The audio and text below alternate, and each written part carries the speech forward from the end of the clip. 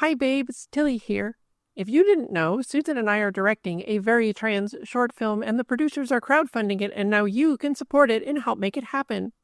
Set 25 years into the future, Along the Way is a sci-fi story about Victoria and the father who died when she was very young. As a trans woman who transitioned as an adult, her father never got to know her truth.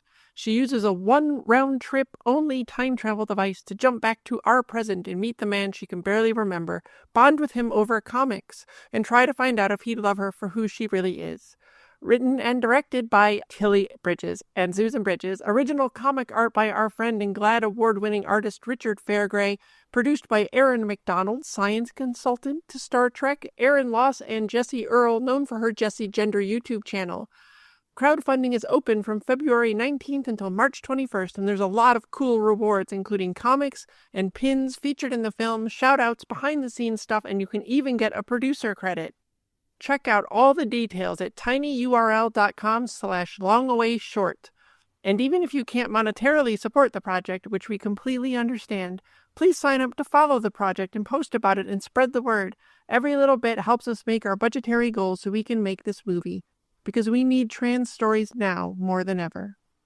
Thank you for your support. Love you.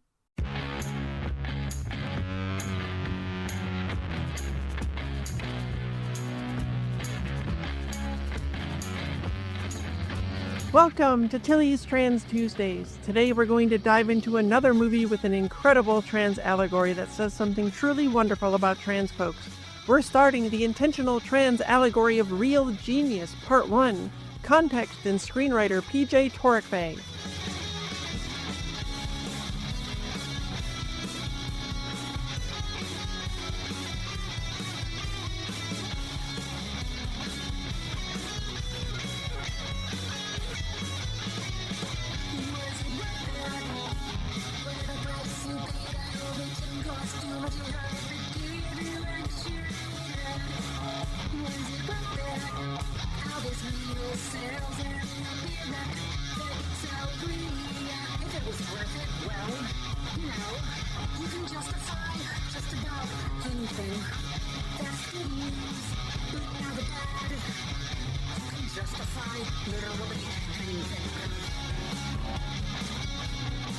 Hi, I'm Tilly Bridges, your host, and I'm joined by my writing partner, my best friend, my wife, our token cis representation, my favorite screenwriter who isn't me, Susan Bridges. Hello. So you're number 2 on my list of favorite screenwriters because I'm number 1. Of course. You got it? I mean, all right. That's fine.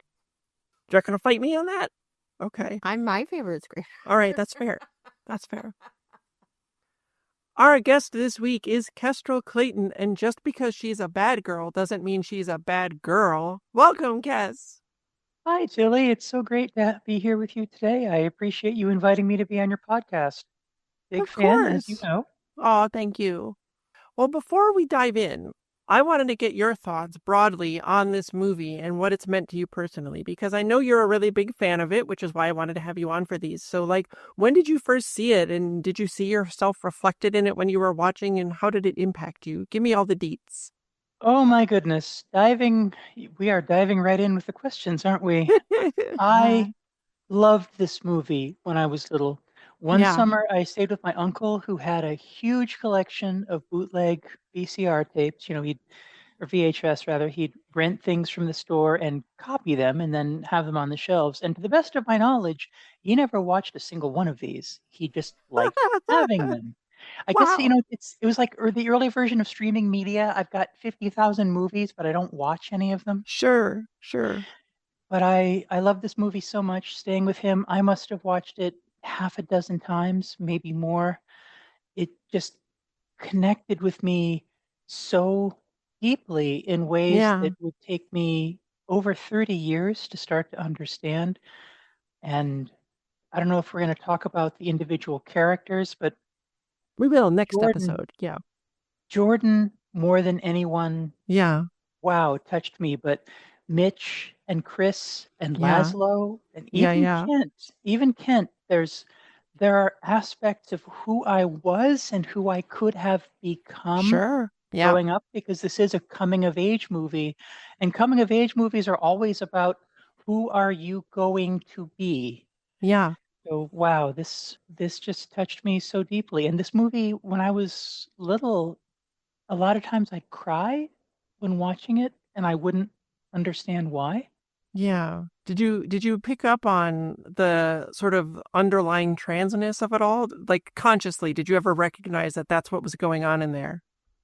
Not until after transition, Yeah. and I was looking through. This was, let's see, I hatched about 3 years ago, and I was looking at my collection of movies, and I saw Real Genius. This was maybe 3 4 months after I realized I was trans femme and non-binary. Yeah. And I thought, oh, Real Genius, that's a great movie. I've got it on DVD. I haven't watched it in a while. Let's watch that. And I watched it, and I'm like, oh my goodness, this movie Yeah. is so trans. This movie is extremely trans. It's so trans. And I did not know at the time that PJ, and I apologize for butchering her name, Torokvei, I think. I Yeah. didn't know that she was trans femme. That's something I learned from you, talking to Yeah. you. Like, wow, how did I not see that? And I watched the movie again after we discussed that, because I've watched this movie probably 4 times just in the last 2 years. I watched this movie again, and I find myself looking at different scenes, and I think, there are 4 screenwriters, I think, 3 or 4, Yeah. and I found myself thinking, is this a scene that Mrs. Torokvei wrote? Because this is a really transy scenes. Yeah. And then you get back into other scenes that are more very 80s dude Yep. bro comedy, performative masculinity, and I think she did not write that. And a lot of times those really dudely dude scenes immediately roll into discomfort with masculinity and Yeah. transy stuff. And I think, I bet she wrote that. I wish I could have spoken with PJ Torokvei, discussed this film with her, Yeah. ask her thoughts. What parts of you are in this? And more than anything, I wish I could have told her, hey, to an eggy little trans girl who would take another 30 odd years to hatch, this movie was such a lifeline, made Yeah. me feel connected in a way I would not understand for decades. So TJ Tarakve, wherever you are, if you are hearing this from a better place, thank you from my heart. Thank you. Yeah. This whole episode is gonna be all about her, and because you need the context of what she was going through and living in to understand the movie. So we're gonna get into that more later, or soon actually. But yeah, it is wild how incredibly trans so much of it is. But okay, so before we dive into that, let's get into a little bit more personal questions for you so the audience can get to know you. So for you, what has been the best thing about transitioning? That's a really tough question. That's like asking your favorite food because there are Yeah, so many there's good so many, choices. right? And you might give a different answer on a different day. But if I had Sure. to pick one, I might say it's the increased emotional awareness. It's Yep. like all your life you have extremely poor vision. The world is this blur of moving colors, and you can't really make sense of it. And it's anxiety inducing. Sometimes it's terrifying. Yeah. But then one day you put on glasses and everything snaps into crystal clear focus. I can Yeah. see and understand what I'm feeling. I know Yeah. what to do about it. And it's improved my personal life tremendously because instead of being angry and not knowing why, sometimes not even knowing what I'm feeling, I can say, "Oh, hey, I'm mad. And here's why. Here's what to do about it. Hey, to my husband, I don't like the way you talked to me just now." Or to one of my friends, we always do what you want. Can we do what I want instead? Whereas Yeah. in the past, I would just kind of get angry and sullen and sometimes blow up. And it's incredible. And I love it. It is the best part of being Kestrel. Yeah. It's really good. Like, I always felt things super deeply. Like, we still have emotions, but I didn't understand them. I didn't know what to do about them. And all of them led to this just sort of like, I guess, base level anger. Like, what's going on with me? Why am I like this? I can't understand myself. So you would react sometimes in the complete wrong way for how you're actually feeling or for the situation. And getting on estrogen, on the right hormones for me, it changed. I did not expect the emotional and mental changes at all. I thought It's not nothing. I think it's something people don't talk about that often, or at least in what I'd read about before starting, it was not something that ever even came up. I didn't see anybody talking about it. So it hit me like a total surprise, out of the blue, like, whoa, I didn't know you could feel like this mentally, that it was possible to live as a happy human being, I guess. So, And especially when you are trying to perform these masculine oh roles yeah, that feel uncomfortable, that in itself creates emotional distress. And on top of that, what are men not yeah, supposed to do? They're not supposed to show emotional distress. So it yeah, just builds up like a volcano. And now being able to allow myself, and this is the part of transition that is not hormones, that's purely psychological, that I can just say to people, I'm sad. I need a hug. yeah. Or, gosh, I'm lonely today. I'm going to call up my friends and just say, hi, let's talk for a while. I miss you.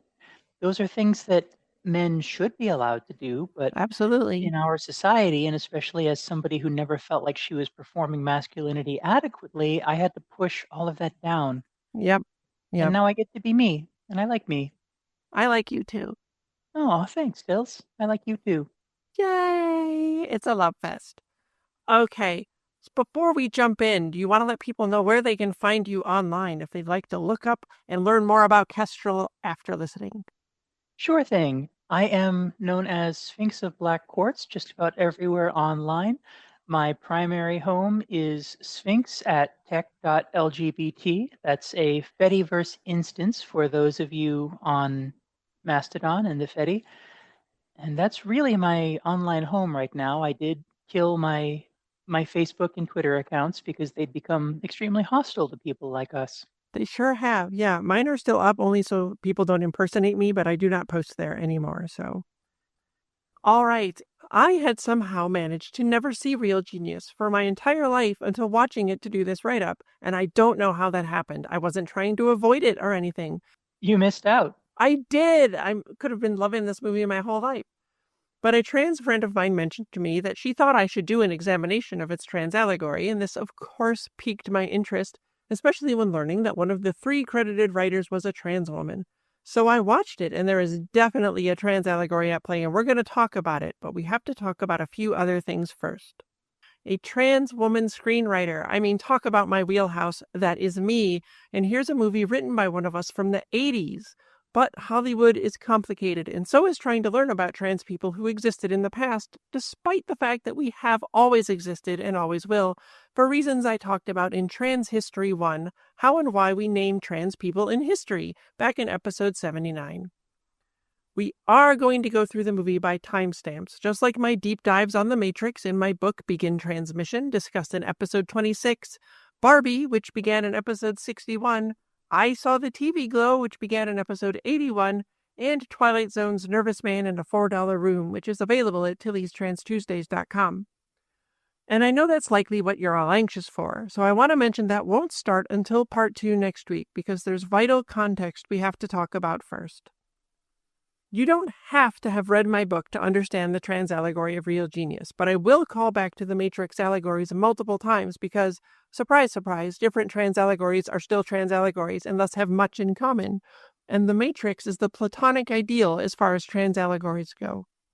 Now, it's common for movies to have multiple writers across multiple drafts. The Writers Guild has rules for who gets credited and how, but not every writer that works on a movie script always gets credited. It's very complicated. It's very complicated. There's all kinds of rules.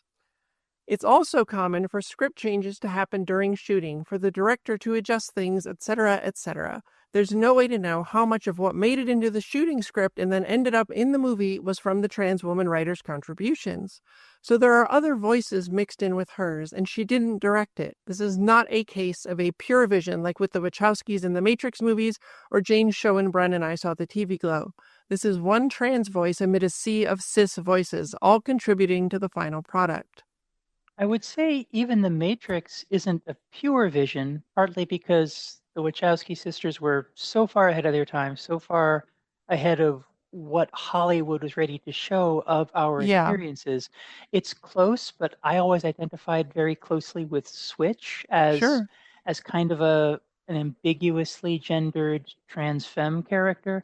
Mm-hmm. And I really hate that they cut out her being explicitly trans. Yeah. Still, androgynous femme representation, I'm there for it. Yeah. They definitely still have to meet the notes and requirements of the studio and the executives, that were over their heads in terms of like who gets the So final say many in things. contributors at all the different levels. Yeah. Really have no idea about it. Yeah. I see trans metaphors and an overall allegory in Real Genius, and some parts we can almost be entirely sure came from the trans woman writer based on how very trans they read. But there's no way to know exactly what came from who without someone who worked on it to tell us. So we talked a little bit about this earlier, Kes, but did you pick up on underlying transness in this before knowing that there was a trans woman involved with it? Were you like, this reads kind of trans to me? Or was it like a complete surprise to you once that clicked with the trans woman writer? Absolutely. Absolutely. Again, watching this a few months after I hatched, I thought to myself, wow, this movie is super trans. I did not know that one of the writers was a trans woman, but it's Okay. definitely a You movie picked up on it even before then, yeah. it's definitely a movie interested in exploring gender roles and the roles that are forced on us and who we are told we must be as Yep. we grow to adulthood. And almost every single main character is deeply uncomfortable with the roles forced on them, Yeah. except for the villain of the piece. The one guy in the movie who is really a bad guy, he's like the only quote unquote cis character. He's the only one fully comfortable with patriarchy and with masculine social roles. Yeah. And Jerry is a jerk. You're meant to hate him, played by the tremendously gifted William Atherton, who He's so good at always, playing jerks. I know, he always plays jerks. Always, Yeah. always. But he's good at it, so. Oh, he's brilliant. He is so instantly hateable in everything, Yeah. which is what you want. You don't want Exactly. people liking the wrong character. Exactly. It's an important skill for an actor to have. All right, so the trans woman credited as one of the writers on Real Genius is PJ Torokvei. She worked with Second City, wrote a handful of movies, and was showrunner of WKRP in Cincinnati for a while. But all of it was under her dead name. Once she transitioned, she had no further credits that I could find. I don't know if that's because she chose to retire from screenwriting or because of discrimination she faced after coming out.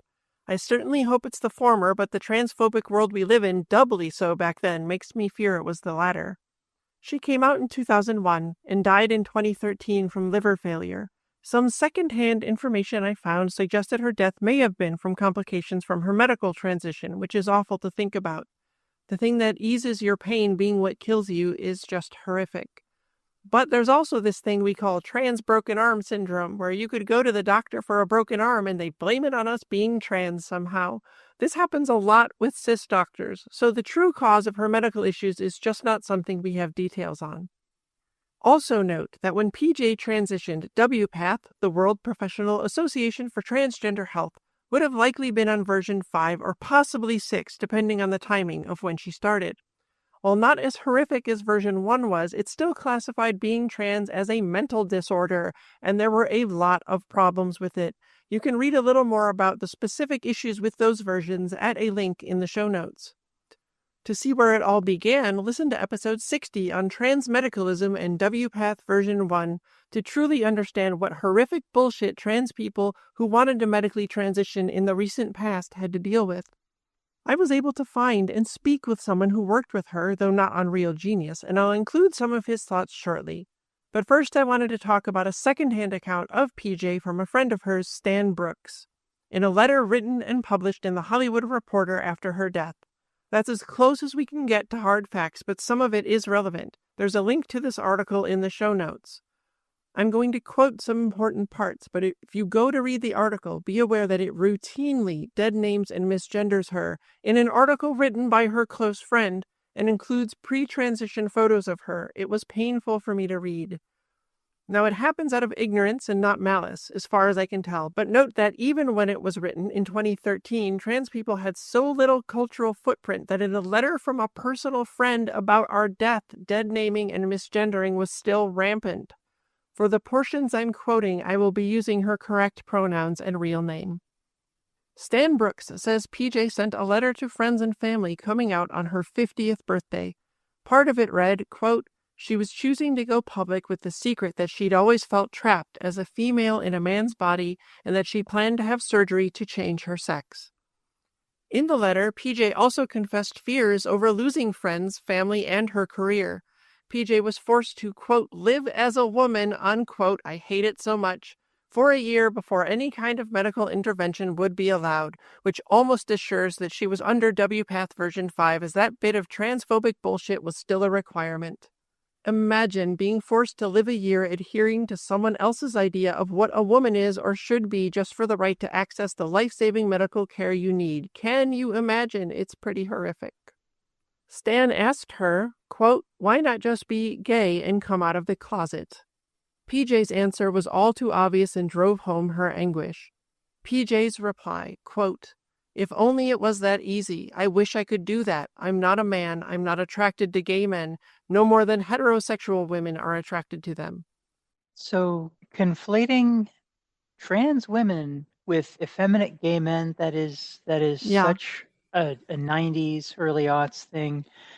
The very first time we started getting media representation, even in very well-meaning media, they did that to us. And they code trans femme people as effeminate gay men. And I am not a man. That is not what a trans woman is. Yeah. I'm gay, but I'm gay for girls. Same. And they would always, so often too, have cis men playing us and not actual trans women playing the trans women, right? Which is also a whole other problem. So imagine some of your closest friends asking why you don't just be a more quote unquote acceptable form of queer, and the complete lack of understanding of what it means to be trans being the reply you get. And again, it's from a place of ignorance and not malice, but it's still painful. Quote, some of PJ's friends from the Second City days and family members had turned their backs on her during this transition. Some never called again after reading the 50th birthday letter. Damn, that is heartbreaking and sadly all too common. The letter says there were serious complications from her gender confirmation surgery, which kept her going back to the hospital and may have eventually also contributed to her death. But again, trans broken arm syndrome is real, so who knows? What do you make of those things that her friend wrote about her, Kes? Do you have any thoughts about them? Like, how did it affect you after reading that? Honestly, that sounds very familiar to me. People who want to do right, but don't have the language or the cultural background. It's better now, 20, 25, 30 years down the line. But we are still very much a mystery to a lot of well-meaning people. Yep. I came out to my employer last year, and this is funny because unfortunately they had to lay me off. They really didn't want to, but the tech market had just taken a downturn. And I was not out to them yet. And I thought, well, what the heck? They can only fire me once, right? But they were very, very supportive. But I could tell they were struggling to find the right terms, the right way to support me. It's better now than it was. Like they asked me, oh, what are your pronouns? What's your preferred name? How can we support you? But there's still a lot of discomfort and a lot of not really knowing the rules of the game. Yeah. I am not a woman trapped in a man's body. This is my body. It's a woman's body. Yeah, exactly. Likewise, people are sometimes like, well, but you're so butch. You were always so masculine. Sure, but A, that's not a nice thing to say to a woman. And B, a lot of us have to perform that masculinity. We have to work hard at it because we never feel like it's natural or easy for us. Yeah. So I see a lot of what people of my day and age have gone through. I'm another post-COVID hatchling. Yeah. And it is easier now, but my goodness, she must have gone through so much more. Just seeing the way her close friend treats her, which is not great. I'm sure he's not trying to be cruel, but yeah, exactly. He had a chance to educate himself and didn't even understand that he had to. Yeah. As part of my research for this, I contacted writer Ian Boothby, who worked with PJ for a while, to see if I could get a little more info about what she was like. I'm going to include all of it because there is so very little information about PJ out there, and I want to preserve as much of her legacy as possible. Okay, so as we go through this, Susan, you have not had a lot to say, and I need a little bit of a break. So will you read Ian's responses? Okay. Thank you. All right. Can you tell me a little about how you first met PJ and what it was like working with her? What was her personality like? BC Film, a Canadian government program, had a competition to write a sitcom, and I, along with Christine Lippa and Dean Haglund from The X-Files, wrote a pilot called Channel 92 about a failing sports channel that gets rebranded as a women's network. One of the very masculine/sexist hosts has to adapt to their place in this new environment. It starred Gary Jones and Terrell Rothery from Stargate SG-1 and Ellie Harvey from the new Addams Family. PJ was still writing under her previous name and was brought in as our comedy consultant and expert on all things sitcom, having been one of the head writers for WKRP. We hit it off right away. I think we all had a background in improvisation, and that gave our sessions together a playfulness with the goal to build on each other's ideas. Looking back, the concept of a station evolving from a masculine to feminine energy has some symbolism. She was sharp, very quick, and filled with useful stories that lead us in the right direction. We were all SCTV fans, and so we were starstruck by someone who had worked on the show. We do a lot of movies and TV shows in British Columbia, but very little on our own. And PJ made what seemed like the impossible possible by showing us the structure of the sitcom, while still giving us enough room to have our own identity.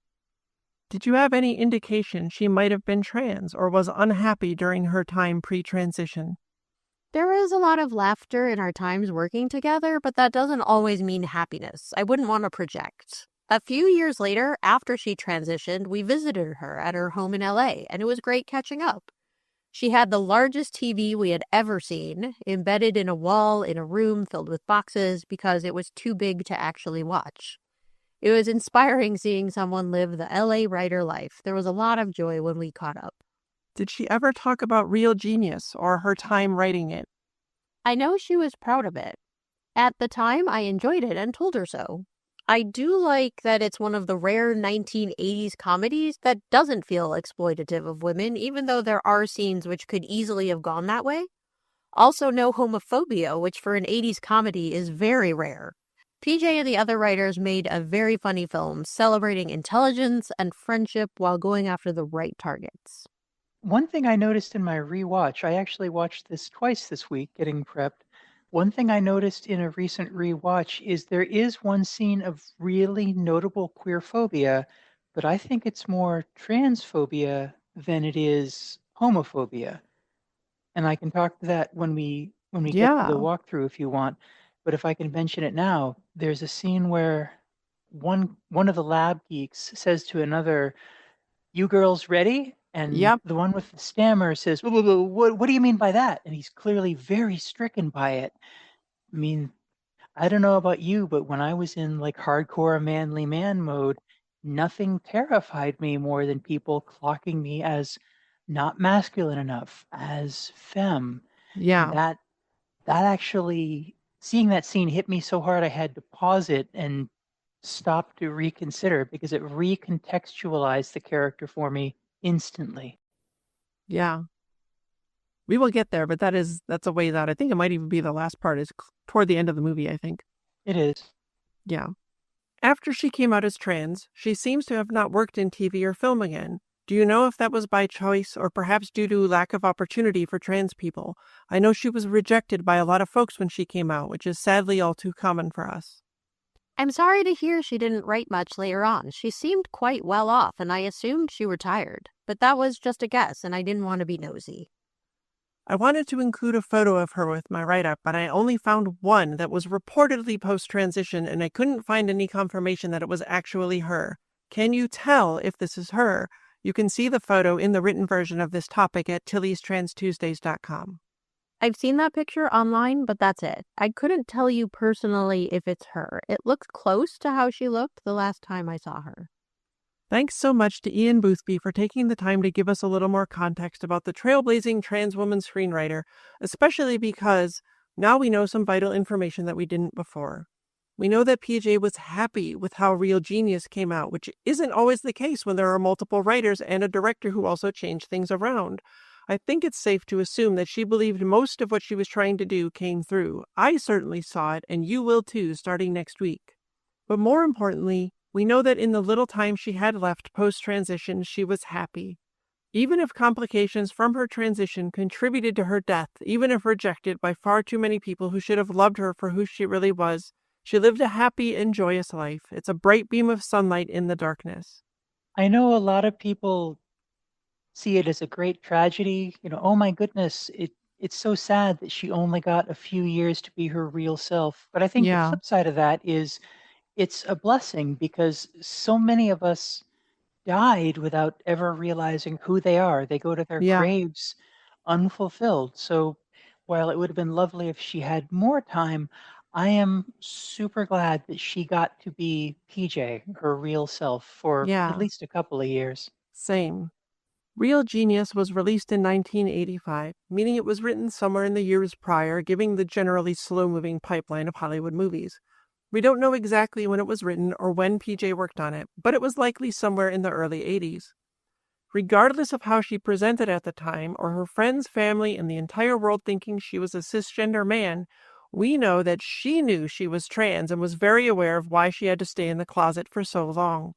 If you're trans, you've always been trans, and via the aforementioned article about her death, she knew she was a woman regardless of when she began transitioning. Transitioning isn't what makes you trans, it's what alleviates and addresses the problem of living as the wrong gender. So given what we do know and what you're going to see through the rest of these episodes, I feel comfortable saying the pieces of trans allegory that made it into the final version of the movie were absolutely intentional on her part. But note that doesn't always mean consciously intentional. I've said many times how in my own past writing I can now clearly see I was working through my own complicated thoughts and feelings about gender, without even consciously knowing that's what I was doing at the time. That doesn't mean I didn't intend to do that. I absolutely did. I just didn't recognize the meaning behind it at the time. But a lot of it was very much consciously intentional, I think. It's all hidden under metaphor, but that's the only way she could talk about being trans in a movie in the 1980s, especially when it's not about the harmful tropes of us being jokes to be mocked, victims of violence, or deceptive sexual predators. Thanks for being here, Kes. I'm glad to be here, Tilly. Thank you so much for having me. Real Genius is a celebration of transness, and now that you've got the context, next week we're going to dive into the movie itself, and you're going to see what being trans meant to PJ and means to a lot of us, and how it can change the world. Tilly Bridges, end transmission. Tilly's Trans Tuesdays is hosted by Tilly Bridges and Susan Bridges, with audio editing and sound mixing by Jillian Morgan. The written essay version of this week's topic and all past topics is available at TillysTransTuesdays.com. Special thanks to Daisy and Jane for the use of Sorry Not Sorry as our show's theme music. Please stop by and show your support at daisyandjane.bandcamp.com and soundcloud.com/daisyandjane.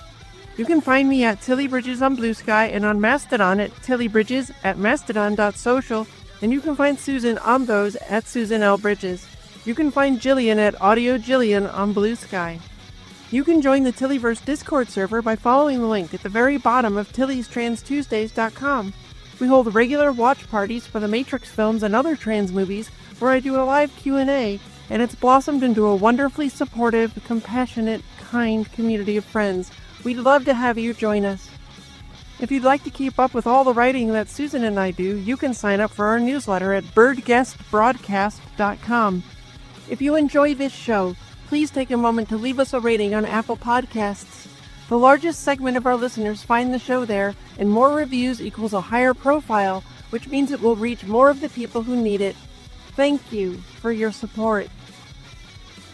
For more information, visit pendantaudio.com. Thanks for listening.